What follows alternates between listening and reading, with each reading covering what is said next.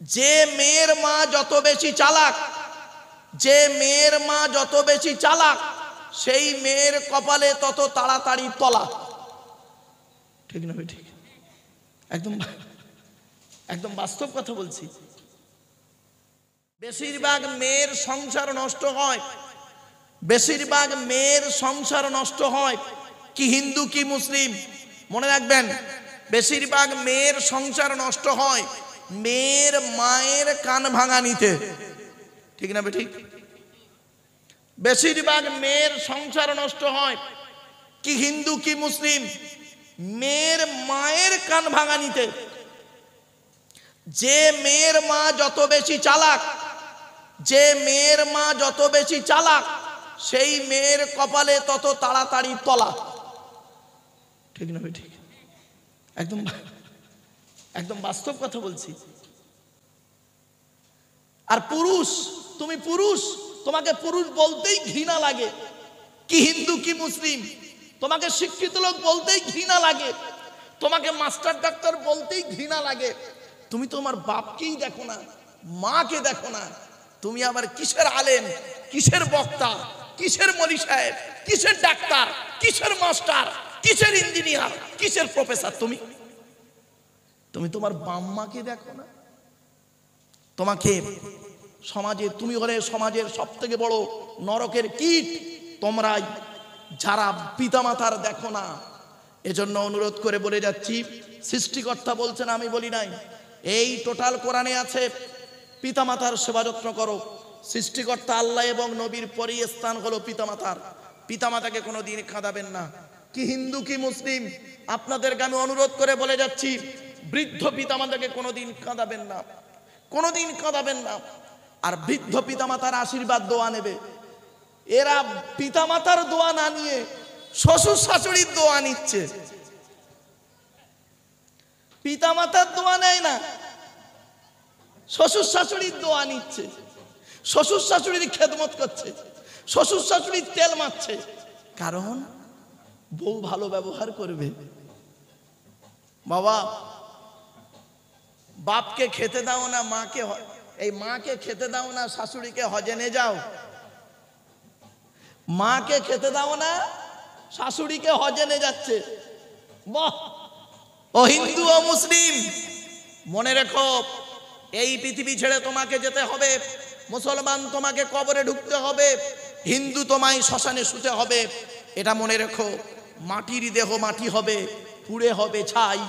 এ দেহ পচা দেহ, গরব কিসের ভাই। মাটির দেহ মাটি হবে, পুড়ে হবে ছাই। এ দেহ পচা দেহ, গরব কিসের ভাই। কিসের অহংকার? টাকার অহংকার। সৃষ্টিকর্তা বলছেন, ও টাকা তোর নয়, ও টাকা আমার। আমি তোকে দিয়েছি কয়েকদিন নাড়াচাড়া করতে। মনে রাখিস, তিনটে জিনিসের হিসাব আমাকে দিতে হবে। জ্ঞানী জ্ঞানের হিসাব দে, জ্ঞানী জ্ঞানের হিসাব দে, ধনী অর্থের হিসাব দে। তোকে আমি অর্থ দিয়েছিলাম, কোথায় কোন খাতে ব্যয় করেছিস হিসাব দে। আর যুবক, এই যুবক ছেলে, যৌবনের হিসাব দে।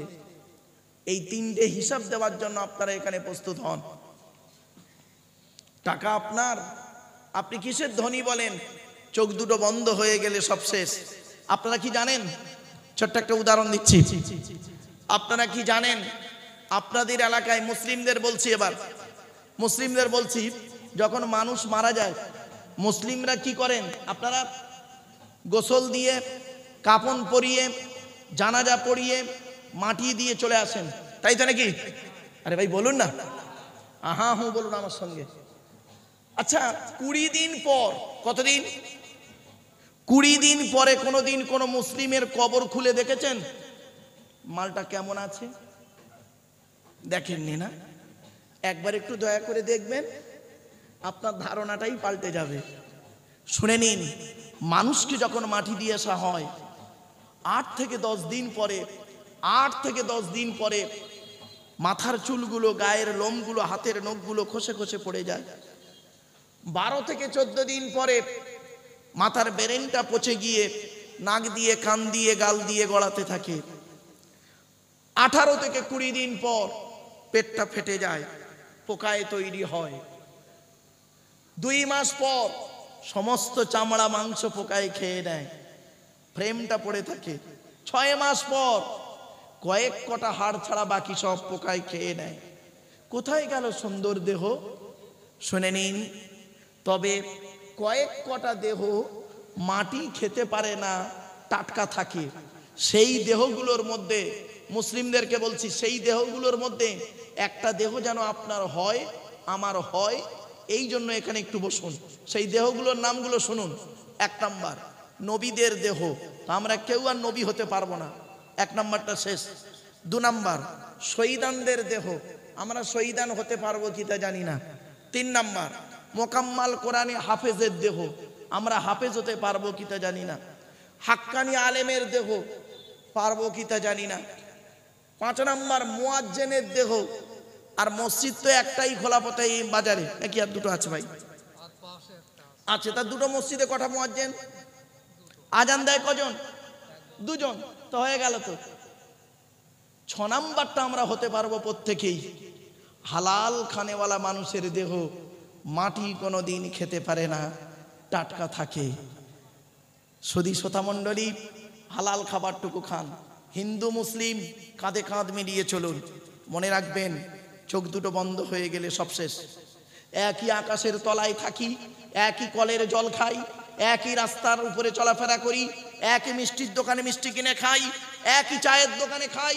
যদি কাপে চা দেয়, আগে আমাদের ছোটবেলায় এই কাঁচের গ্লাসে চা দিত, এখন অনেক দোকানদার দেয় কিনা জানি না, একটাই গ্লাস, কাঁচের গ্লাস, একটাই গ্লাস, ও 10 বার দিনে ধোয়, 10 রকম লোককে চা দিত। এখন তো খুরি হয়েছে, কাপ হয়েছে, তাই তো নাকি?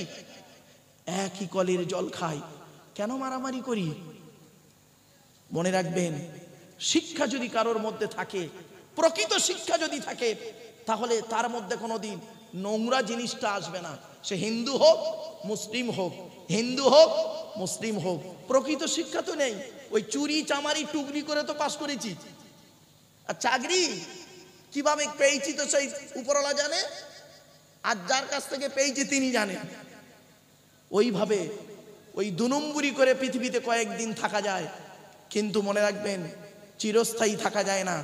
মনে রাখবেন, আব্দুল কাদের জিলানী চলে গেছে, খাজা মঈনুদ্দিন চলে গেছে, হযরত মুহাম্মদ সাল্লাল্লাহু আলাইহি ওয়াসাল্লাম চলে গেছে, গৌতম বৌদ্ধ চলে গেছে, স্বামী বিবেকানন্দ চলে গেছে, রামকৃষ্ণ পরমহংসদেব চলে গেছে, রবীন্দ্রনাথ ঠাকুর চলে গেছে, এপিজে আব্দুল কালাম চলে গেছে। শুধু তাই নয়, চলে গেছে আচার্য জগদীশ চন্দ্র বসু।